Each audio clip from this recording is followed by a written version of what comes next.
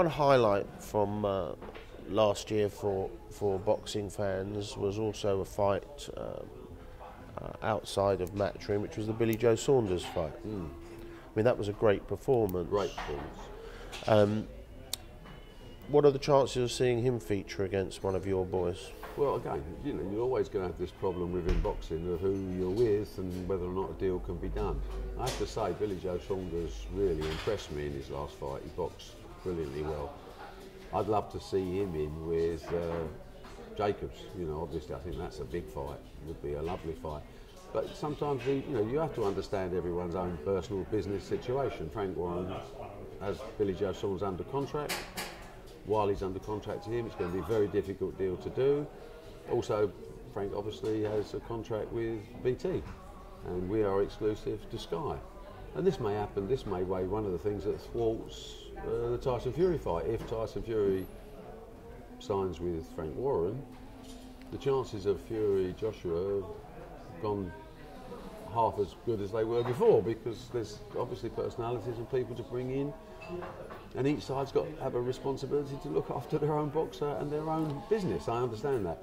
But Billy Joe Saunders is a quality fighter, but he needs now to start earning quality money. And although that sounds mercenary, at the end of the day, it's what boxing's about, and these fighters don't get very often. I mean, Tyson Fury hasn't made a lot of money as a heavyweight at all. He has got to look after himself and his family, and he's got to maximise his revenue. The best way and the only way to maximise your revenue, as unsavoury as it may taste to the opposition or rival promoters, is with us, because we have a dominant position. One thing that, I always appreciate your candid responses and your honesty. But one thing that riles some boxing fans is the fact that does the business get in the way of the sport sometimes? Of course, the business always gets in the way of the sport. Don't even think about it. Not for a heartbeat. And for all the purists out there that love an educated left jab and love the business, they're yesterday.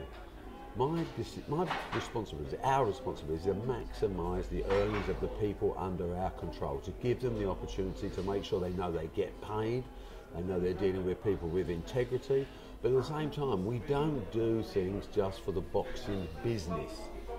We are business people. We make money because that sustains our business, it pays our wages, it returns a dividend to me because I've been doing it for a long time, and it's an argument that people throw in your face, oh, you're just an accountant. True, actually, I take that as a compliment. I run a proper business. By the way, if you don't believe me, go to Companies House and check everybody out. It don't take very long. Look at all the boxing promoters' accounts and then say, which one would you rather be with? Well, there's only one. But that doesn't mean we're complacent, but we will always preserve the interests of our fighter against just the interests of the purest boxing. Why don't you put him in? I had one the other day where someone said, why don't you put Conor Benn in with this undefeated welterweight who no one's heard of? We'll give you £25,000. So what is the point of that? I've got a 21-year-old kid who's learning the game that probably beats your kid anyway, but your kid's not on, that's not the agenda when you're building a career. Our specialty is building careers, and with it building the financial returns to the fighter. Because in case these purists don't know, it's quite hard to be a professional boxer. It hurts, you have to dedicate your life, and so surely that effort should be returned by way of finance that actually repays that investment in yourself. So I don't understand that. So I would always take, yes, I'll take the criticism. Am I really a boxing man? No. I'm a businessman that does boxing. And that is, if you're not with me, I can understand you not liking that. And if you're with me, I would expect my picture hanging over your mantelpiece so that you can say thank you every day, because that's all I want. One other criticism that a lot of people put against the sport or the business of boxing are the plethora of sanctioning bodies and belts, WBA, WBC, WBO, IBF, IBO, WBU, etc., etc. does that damage our sport? Does it damage the business, Well, or does it help think, promote it? Again, in a perfect world, you'd have one champion per weight. Very simplistic, as there used to be in the good old days. Now, the good old days were when fighters didn't earn any money and they got robbed by everybody. Today, fighters have got advisors, they've got brains themselves, they've learned from other people's mistakes. The plethora of belts is not good for the integrity of the sport in the high sense, but what it does do is it does create opportunities for more fighters.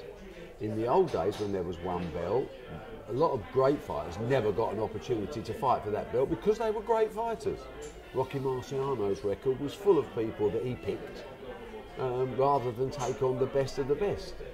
Go before that, you go back to Jack Johnson, the first black guy that got a chance, because before that the belts were controlled and black fighters never got an opportunity. So these days have gone now. The plethora of belts is not good for the simplicity of boxing in a Corinthian world where everybody knows that the welterweight champion of the world is X.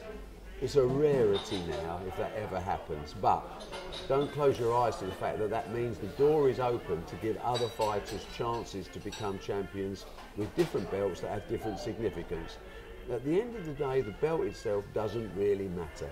The commercial value of the fighter goes beyond belts. If Mayweather came back and fought for no belt, it would still be a massive fight. If someone fights someone else in a great fight, it's still a great fight.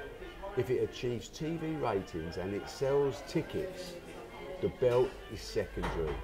The belt is cosmetic, you can't eat it.